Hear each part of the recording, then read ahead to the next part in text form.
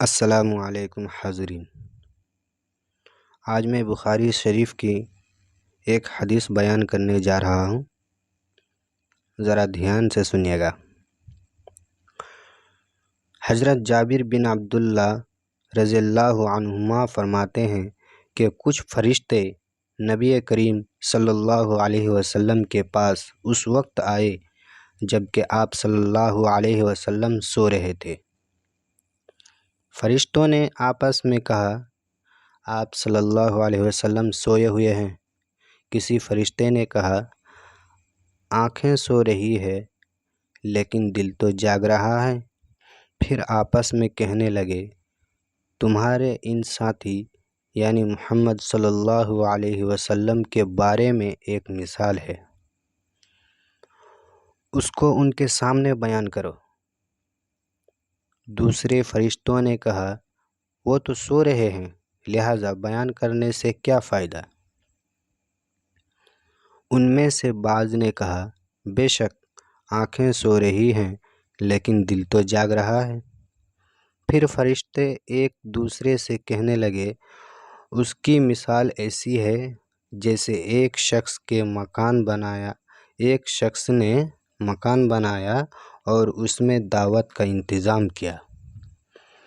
پھر لوگوں کو بلانے کے لیے آدمی بھیجا، جس نے اس بلانے والے کی بات مان لی وہ مکان میں داخل ہوگا اور کھانا بھی کھائے گا، اور جس نے اس بلانے والے کی بات نہ مانی وہ نہ مکان میں داخل ہوگا اور نہ ہی کھانا کھائے گا۔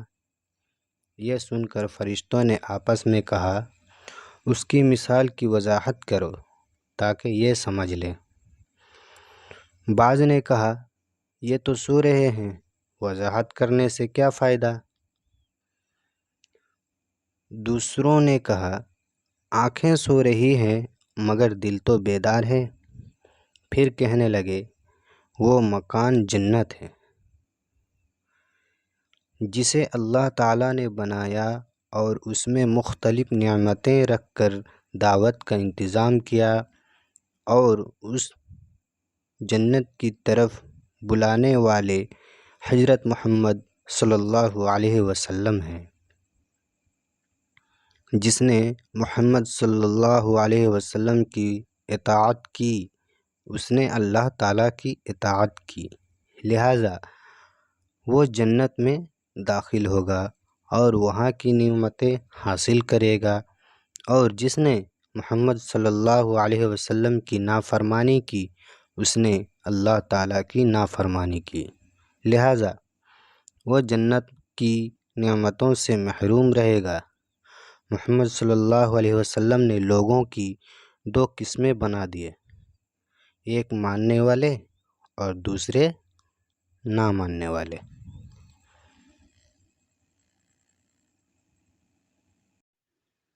اگر ویڈیو اچھا لگا تو لائک کریں، شیئر کریں، اور اسی طرح کی ویڈیو دیکھنے کے لیے سبسکرائب کریں، اور ساتھ میں بیل آئیکن کو دبا دیں تاکہ ہر نئی ویڈیو کی نوٹیفیکیشن سب سے پہلے آپ کو ملے۔